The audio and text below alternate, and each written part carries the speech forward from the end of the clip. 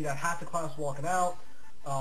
What else? You'd have my English class again. We're learning magic tricks, card games. We're doing puzzles, and it's ridiculous. Did you learn how to do an essay in that class? No, it wasn't until like the second part where we started watching videos and somewhat started elaborating on what we were watching, but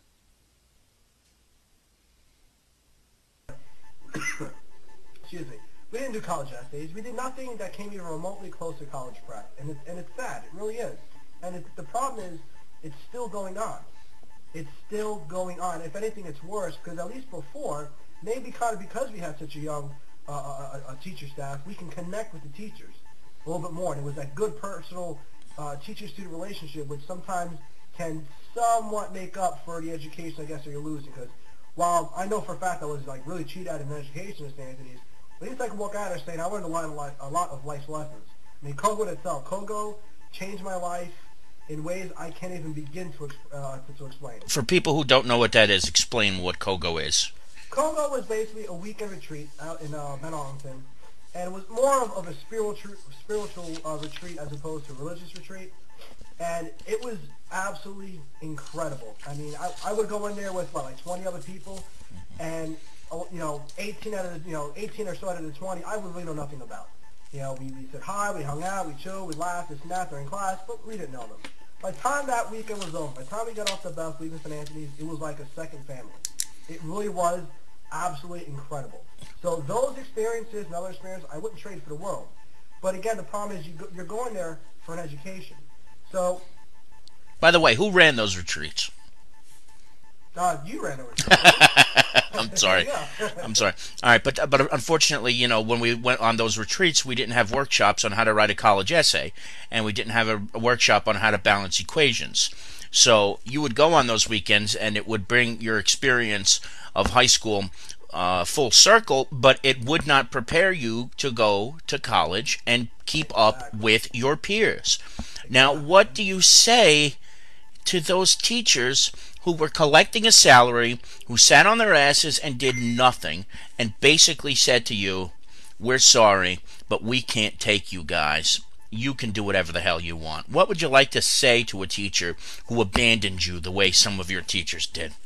Don't ever teach again anything as long as you live. It's that simple. As I said before, I really think in high school that is one of the most important 4 years of a young man or woman's life. That's when you're really, really starting to get a sense of who you are and what direction you want to take in your life. And the school is supposed to take a big part of that, especially the teachers, because those are the ones that are on the front line, okay? And when they fail you, you're failing in high school. It's that simple. We had a lot of salutatorians and valedictorians that failed in colleges. I mean, I'm not going to name names, but there were a few that went out to all these Ivy League schools, and they did miserably. They did horrible. They basically failed out. Really? Why is that?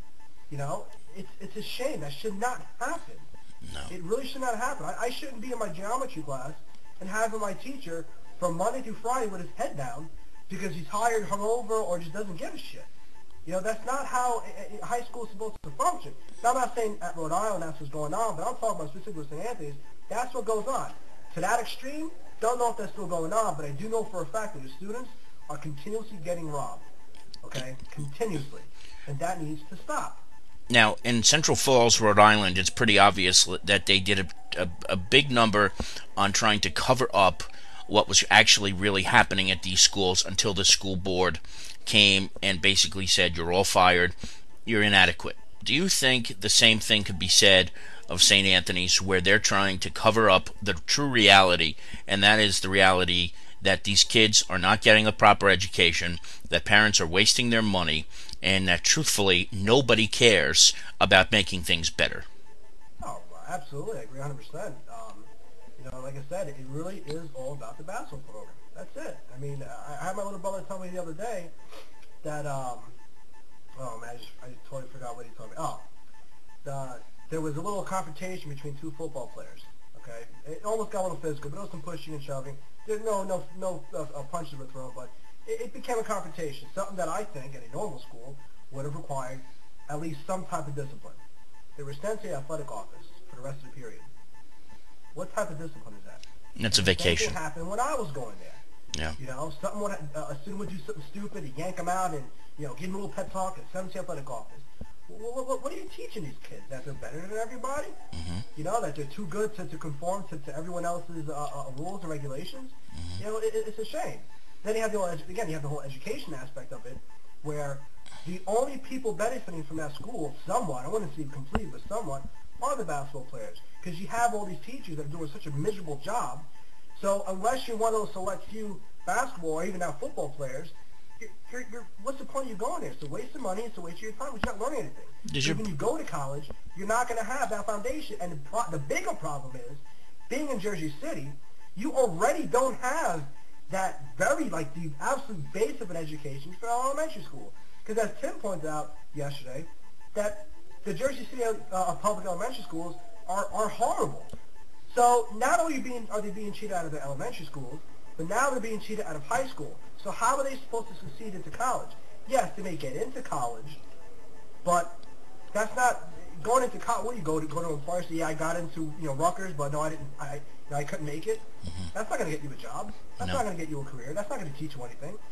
So it's I'm going to be very blunt about this. St. Anthony's is nothing short of a scam.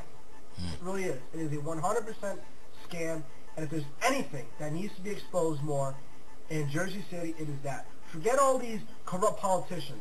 If people know what was really going on in St. Anthony's, you would see that shit on ESPN, okay? Because it's such a horrible scam. You're robbing parents out of hard-earned money, and more importantly, you're robbing the students out of at least a halfway decent education, because you're not even getting that. When I left St. Anthony's, I left a note with the chairman of the board of trustees.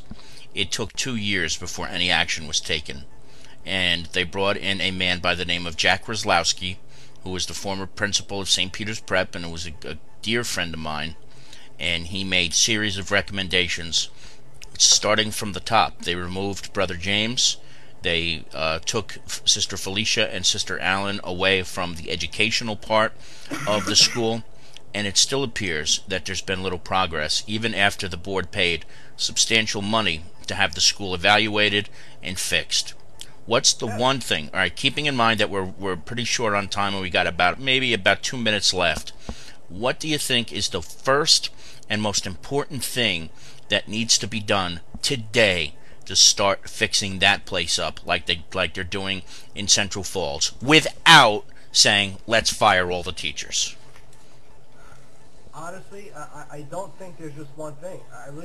I don't think that you can really, of course you can start with one thing. I think the first thing you do, if you can't fire them, is scare the shit out of them. Hold a good, legitimate, solid, scare the shit out of these teachers, scare the shit out of the administration, let them know, if things don't start changing, we're going to start changing things. How much that'll work, I don't know, but I really think needs to be an overall, a total overhaul of St. Anthony's. And I'm sorry, but it does including not firing all the teachers, but doing some real research, doing some undercover work if you have to, on what's going on in the classrooms, and selectively start pulling some of these teachers out and start inserting quality teachers that are actually going to teach. On top of that, this whole favoritism of the basketball and football athletes needs to stop. That, I think, is one of the most important things that has to get exposed, to be quite honest.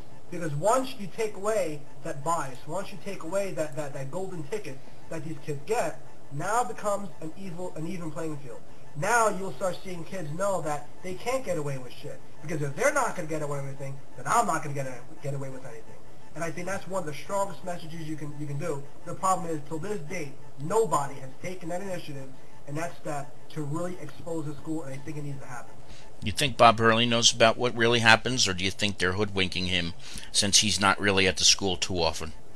I think it's a mixture of both. I don't think he knows what's really going on. I mean, I know whenever Hurley came in, the demeanor of all the basketball players totally changed. Their shirts were tucked in. They did their best to hide their Timbs because they weren't allowed to wear Timbs, to show to Hurley that they were these. Can you do me a favor? Start that over again because you got frozen up. Okay. What was the question again? Do you think Hurley knows what's going on there? No. I think to a certain extent he does. I don't think he knows how bad it really is. I don't think he knows the real bias. Simply because I remember when I used to go there, when Hurley would come in, the demeanor of the players would totally